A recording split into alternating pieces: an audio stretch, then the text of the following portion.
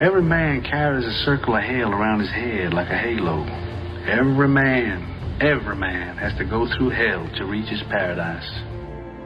Christoph, let me ask you, why do you think that Truman has never come close to discovering the true nature of his world until now? We accept the reality of the world with which we're presented. It's as simple as that.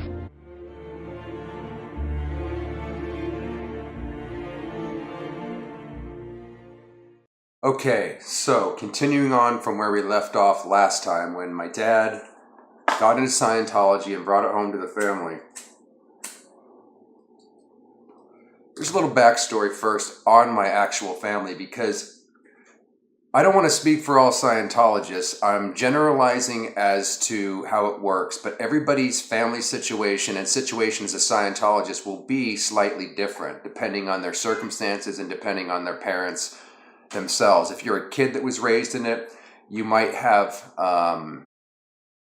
less narcissistic parents, you might have more narcissistic parents. It depends on the people that get into Scientology. But in general, Scientology will take a relatively normal, slightly damaged, or maybe a lot damaged, depending on the person, and it will turn them into a straight up secondary sociopath, right?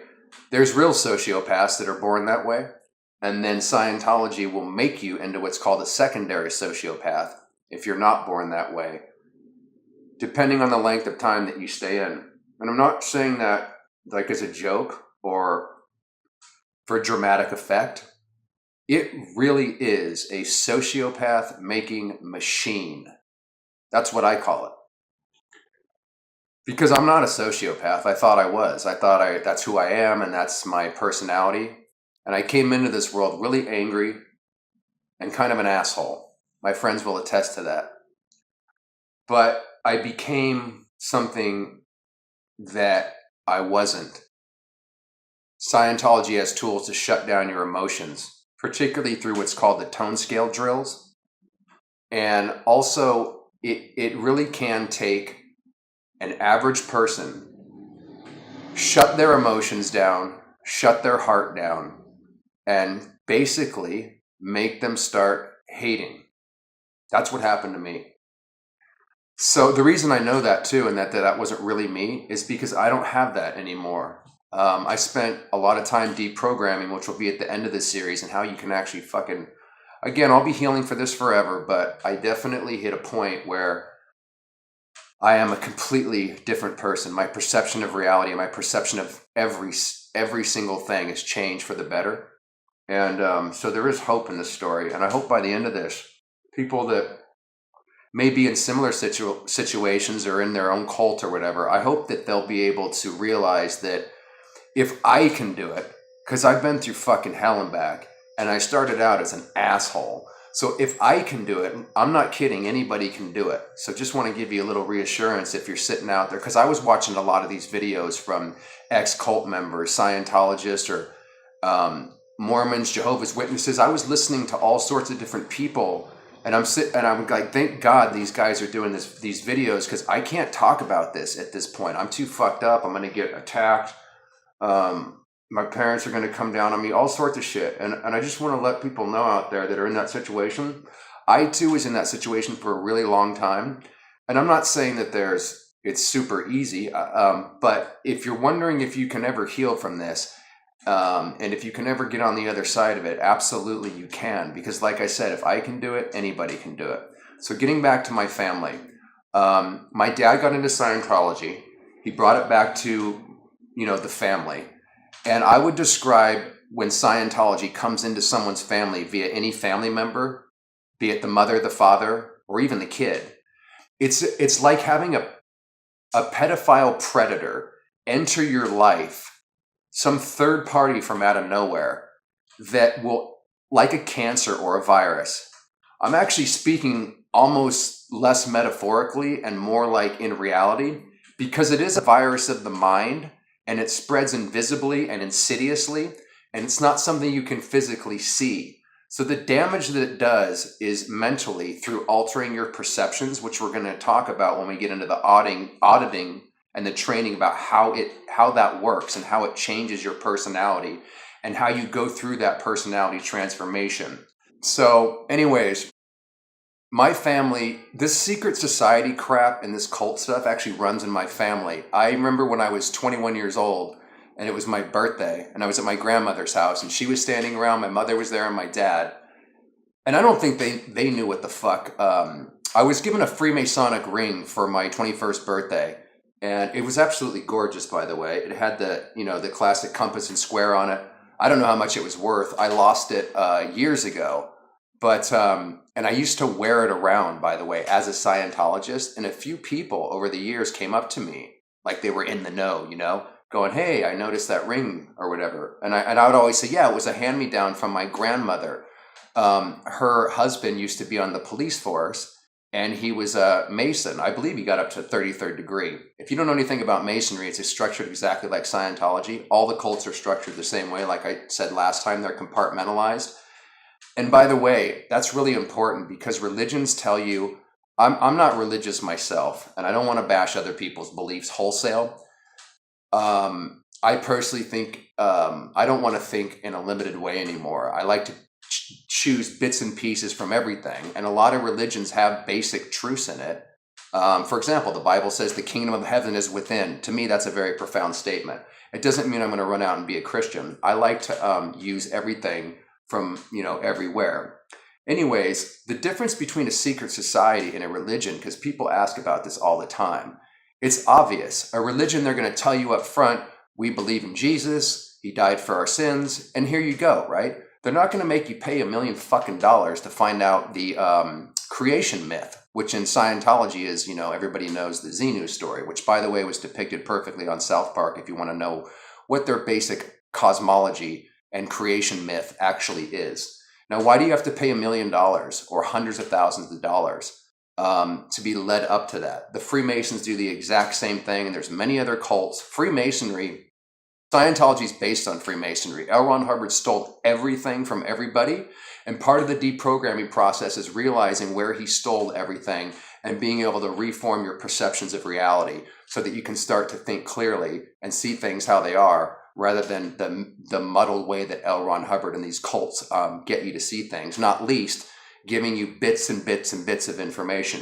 So to me, right there, that's reason enough to have Scientology and maybe other cults looked into, like, where's our justice system? Honestly, that's like I said in an interview, why haven't my ancestors figured this out already? And by my ancestors, I don't mean the people that have been fighting Scientology. There's people that have, so many people, brave, incredible people. There's some incredible people in this movement that are true heroes. And some of them have actually lost their lives fighting for this. But we have a justice system that doesn't actually consider mind manipulation as a thing. You can't really sue for that, at least in the United States. I mean, if you try to bring up mind control about Scientology in the courts, Scientology every time just says, sorry, we're a religion. You can't do anything to us. Yeah, we're human trafficking people. We're mind controlling people. We're hypnotizing them and then robbing them of all their money, their life, and their family. But let's not bring up hypnosis. Let's not bring up mind control. Let's just hide behind the fact that we're a religion because we say we are.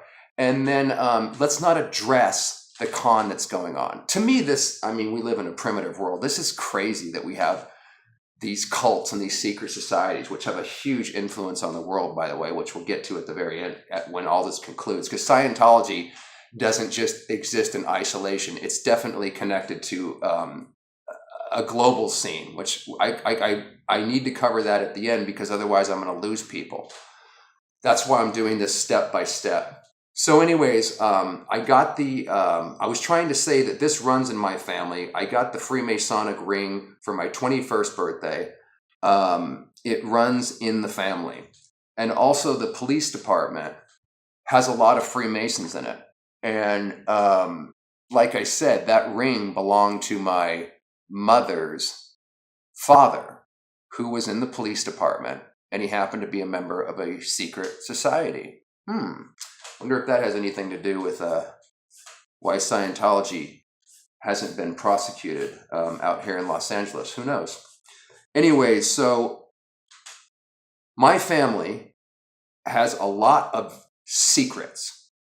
so much makes sense now that I'm out of it about my life and the world in general that I didn't understand at the time. But what I felt when I was a kid is that there's a lot of dark secrets in my family. And I was the black sheep, and my sister was the golden child. There's me and my sister, who's 4 years older than me, who I absolutely love dearly. And I wish I could reconnect with her, but she's sort of like locked into the whole family situation. She's not really a Scientologist. She's just locked in the codependency of the whole family relationship. I love her dearly. Anyways, so in my family, there was heavy dark cloud, heavy secrets. I was the black sheep. I was the one subconsciously picking up all the secrets. And I would also try to call a lot of shit out. So I was the one in the family that needed to shut the fuck up, basically. My sister was a little less aggressive. And like I said, in this kind of a family dynamic, you usually have the black sheep, which is the one that kind of susses that something's fucking wrong. So that's the one you got to shut the fuck up in the family to keep the secrets. And then there's the golden child, which is, you know, praised and sort of like, I mean, my sister has been ruthlessly manipulated by my parents, but she was treated as the golden child. So anyways, just a little background that dark secrets run in my family. They are connected. There's even more going back in the family history. They're all connected to this secret society crap and this cult shit, which I knew nothing about. So like I said, when I'd be wearing that Freemasonic ring around town and certain people that were in the know came up and kind of wink, said, "Hey man, I noticed your ring." I told them that, "Hey, my grandmother gave that to me. I'm not a Freemason. I don't know what it means, but yeah, hey." And they would look at me like, "Dude, take that fucking ring off. You're not a Freemason and you're wearing that? Get the fuck out of here." Like I felt like they were really pissed off. So one of the guys, like, I remember one of the guys like that, and almost got into like a fist fight. I didn't know what the fuck I was wearing. Anyway, so there's a little backstory on the family. And what happened is when my dad came home that night and he wanted to do Scientology. My mother didn't know what the fuck it was. He wanted to borrow a decent amount of money to be able to do this. And it was super, super confusing. So I would say it took my mom a couple of years to become a Scientologist, but she wasn't really, even to this day. I haven't spoken to her. I haven't seen my mother's face but one time for about 20 minutes. And that was a special circumstance in about 10 years. And the same thing with my father. I've rarely talked to him on the phone because they screen their calls in general and they won't pick up, especially kind of like me. And I have emailed him here and there, but I haven't actually seen my father's face or my mother's face or my sister's face for a very, very long time. So when I mentioned that he had a ruin that I don't want to say because I don't want to speculate, let me give you an example. I have to give you this example for this to make sense as to how this pedophile predator known as Scientology slithered its way into our family. And obviously I'm using a metaphor there, but it's really, really like that. Scientology has this thing called the third party law, where whenever two or more people are fighting, it's said that there's always a third party behind all the arguments that these people are involved in. Now there's some truth to that, and obviously you stole that from other places. But I like that analogy because our family had its problems like any normal family, but once Scientology came in, it's like having a pedophile, evil predator come into your life and start thrashing shit around, making you bind to it, and it will control everybody's life. Amazing, right? That something so insidious can actually come into the family and lock itself into people. But that's what happens. So anyways, my dad comes home, my mother freaks out, and the way it worked where she got into it is, this isn't my dad's room, but I want to give you an example in my family to show you how manipulative Scientology is and how they actually can get people's ruin and get people in. One of the big things about Scientology, which they're going to hate me to say, but it's true. If you're gay, if you're a homosexual, they will subtly promise that auditing can get rid of that and make you normal. Scientology's extremely anti-gay. L. Ron Hubbard was a massive racist, bigot, you name it. But for a couple $100,000, Scientology will tell you that if you can get up to the state of clear, or maybe even before then, or maybe it'll even take you getting up to the OT levels. Who knows how long it'll take? They can't say. But they will cure you of your gayness. This part really pisses me off because I have a lot of friends that are gay. There's one in particular there's two in particular that I'm thinking of right now who are really good friends and really helped me out when I really most needed it, gave me a job, and just been great people. And to say that somebody's like wrong for being who they naturally are is just insane. I personally don't belong to a religion. I'm not, I see race, creed, color. I see all of that as ways to divide us and get us fighting amongst each other. I don't identify with any of that shit. I basically see us, not to get too deep, but I just see us as all in the same boat, one human family. Why the fuck are we fighting each other? Why are we being divided and ruled over all these labels? It's totally childish to me, but it's ruthlessly manipulated by certain people to get us fighting amongst each other. And that's kind of how Scientology works. It takes a normal family and it pits everybody against each other so that it can maintain control. If you can put people in fear and you can get them fighting amongst each other, you can keep them in a constant state where they can easily be corralled and controlled however you want them to go. So Scientology operates like a puppet master when it comes into the family. So my mother didn't really like it. She didn't know what it was. Her motherly instincts told her when it came into the family that this is bad. She was kind of fighting it and resisting it. And like I said with being gay, like if you have my dad's brother died of AIDS because he had a family, and on the side he was gay and he was doing sexual activities. He got AIDS and he died of it, and I remember that being a really emotional thing because it was a shock to the family that he was living a double life. This isn't my dad's ruin, but a lot of people are captured by Scientology because they might be in a similar situation where they have to leave the family, the fake family that they have, because they want to be who they are. They're naturally gay. That's who they are. The hell's wrong with that? So, but Scientology is obsessed with sexual orientation, sexual deeds. It's just absolutely obsessed with sex. So it's an absolute no-no to be gay in Scientology. Half of them in there, maybe less, are gay and are probably still trying to work on their problem. I mean, I can almost tell somebody got into Scientology when I run across them at protests or whatever. I can tell they're gay and I'm like, well, that's probably how they got him in. He's probably still working on getting that deleted. You know what I mean? That's so evil to do to people, by the way. But as an example of like why Scientology would come into the family and it would be so serious. Imagine if my dad was promised, he's not gay. I'm just using this as an example, and I don't want to say what his ruin is because it's just speculation and I don't want to say anything that I'm not sure of. So anyways, and if I'm not sure of it, I'll say it's just my opinion. But anyways, imagine if you were gay and you had a fake family like my dad's brother did, and Scientology came along and absolutely promised that it has the technology to get rid of that. Now, if you feel something's wrong with you being gay, and society, not maybe so much anymore, maybe so, but in the past, for sure, when I was growing up, that was like a real sin. You know, you didn't want to be gay. And you had to kind of keep that secret, I guess, from people. So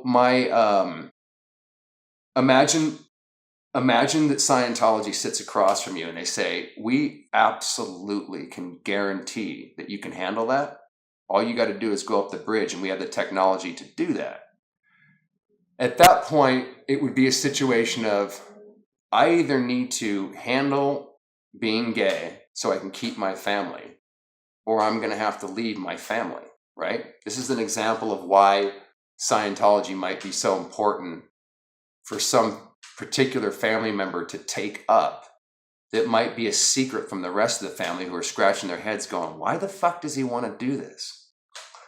So when my dad came home with this ruin, whatever it was, the secret, it's all about these secrets that we have, and everybody has them. They just might not be aware of it. That's the hook that's used in that interrogation room to get you into the cult. It doesn't necessarily have to be a big secret right away. They'll get more out of you as you go, but they definitely try to make you vulnerable and hit upon some vulnerabilities right when you go into that interrogation room, room 101. So anyways, my dad came home with a situation like that, not that, but something secretive like that. So it was a do or die. It was either I'm going to use Scientology to fix this, or I'm going to have to leave the family. So that's why it caused a possible divorce situation, and why it was really intense for a few months there. I'm also really disappointed in my mom when I think back at this, because her instincts, and I've talked to her about this when I first left, trying to get her to wake up. I didn't know who to go to first to try to get him out, my mother or my father, who would be the one most likely to snap out of it. My mother compromised her instincts because she knew it was bad, like I did when it came. And we knew right away that evil had entered our house. It was super fucking obvious. But in my mother, you know, as a woman, you would be even more in tune with that in general. So she was not down with it. Her situation, I would imagine, was this. If she doesn't accept science, because back in the day, maybe it's a little different today, but back in the day, it was typically the father takes care of making the money in the business, and my dad was a good businessman and did really well and works hard. And then my mother is the one who would take care of all the other family needs with the kids and shit and all that. I got to get a new cigarette. I don't usually chain smoke in general, but when I do these, I do. So don't worry about my health. You guys probably think I smoke like 9 packs of cigarettes a day. I don't. But anyways, so my mom would have been in this situation where she's like, look, if I don't fucking do this Scientology thing, or at least listen to what he has to say, he's going to get a divorce. I don't have a fucking job, and I'm going to be out on the street with the kids. So you can see the situation that this presents. So my mother, see, here's what should have happened. My dad should have said whatever his ruin was. Look, here, let me tell you what the situation is. This is who I am. This is what's going on. And I need to tell you about that. And then maybe we can resolve it from there. But I'm not going to hide like who I am, go down to Scientology and have them fix it. You'll never know about it, but it'll be handled so it won't be a problem.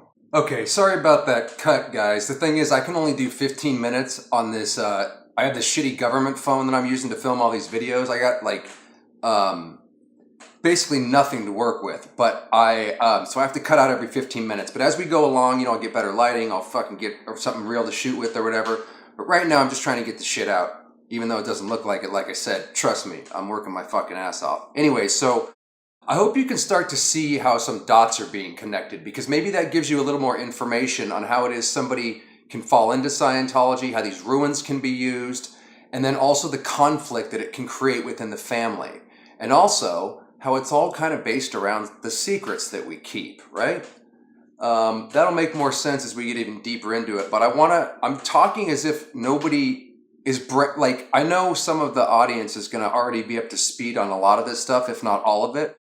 But I'm presenting it as if nobody knows anything about this, anything about Scientology, and they can just start from the beginning videos and then work their way all the way to the end, and they'll have a really good understanding. I mean, a crystal clear understanding. Because only at the end are all the dots going to connect, and you'll be able to actually see the picture. Then it will all make sense, and all your questions will be answered. But I have to lay it out in the way we're doing it so that you'll understand. I'm not trying to lead people on by, hey man, just wait till the end and then you'll get it. But I can't do it any other way for this thing to make sense. It's kind of like a multi-dimensional subject, and it needs to be presented in kind of a multi-dimensional way. Not to sound corny, but that's why I'm throwing in movies and other little hints and stuff so that a picture can start to form. So back to the mother. You know, we've been going pretty long in this video. I'm going to leave this video with how this started to affect me personally when my mother got on board. But before that, I want to keep the story going a little bit more and explain this. So you can hopefully see the effect and the pressure that my mom would be in, as well as what my dad was dealing with, and how this thing, like I said, slithered its way into all of our lives. So the way she handled it, she didn't want to lose us or the kids and go homeless. I mean, she was working at the time and stuff, but it would have put a strain on the situation to go from a double income with 2 people to now all of a sudden she has to support the kids because the father wants to do the Scientology cult thing, right? So you can see the situation and appreciate what my mother was in. And also, again, my father. So when he, the compromise she decided to make was, and what he suggested is, hey, let me take you down there and just show you what it's all about before you freak out. Like, this is the most amazing thing I've ever found. It's probably what my dad said, something along those lines, because he was into it from day one. So she agreed, okay, before I bash it, I might as well check it out. You're right. Why wouldn't I do that? It's not worth losing the family over. So anyways, can you see this scenario that's developing?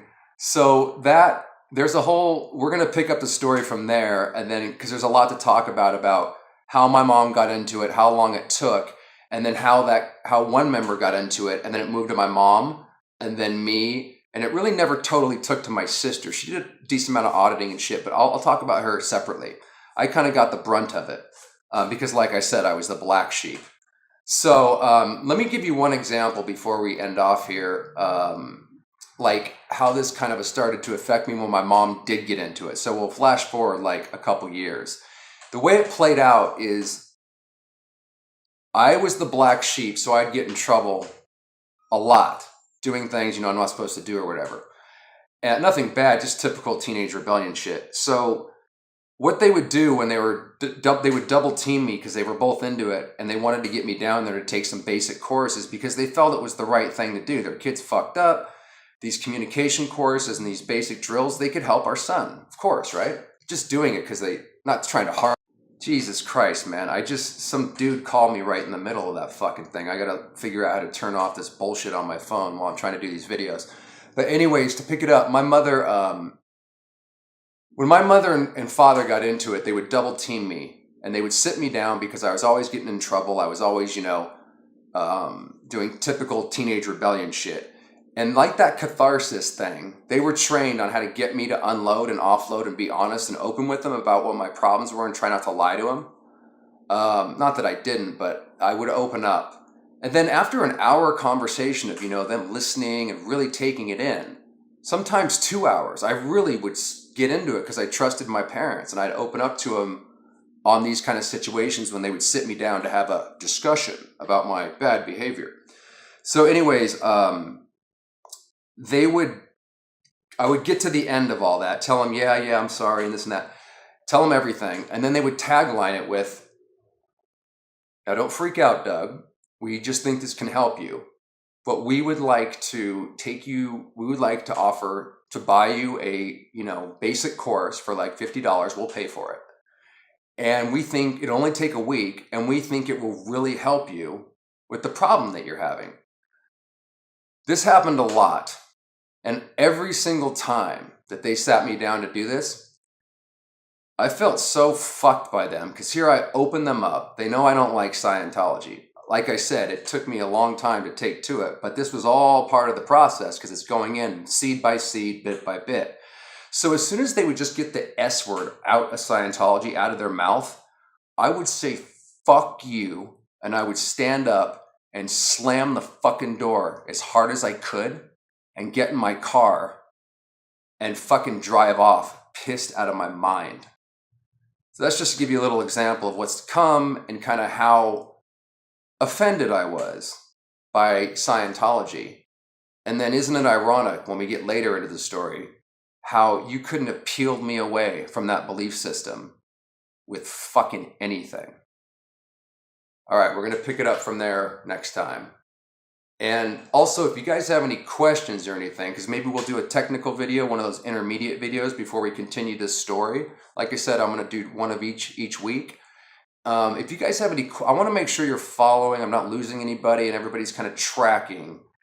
And like I said, the audience will be at different levels of already understanding this shit. And some people are going to be like, wow, fuck, I didn't know that. So let me know where you guys are at in the comments if you want. And maybe that'll inform the next video, the intermediate video, the technical video. And then it's just been helping out a lot. So if you feel like doing that, go for it. And like I said, we'll continue the story basically where we left off. And this is a pretty free-flowing thing. So it's all in my head. So I know what needs to come out.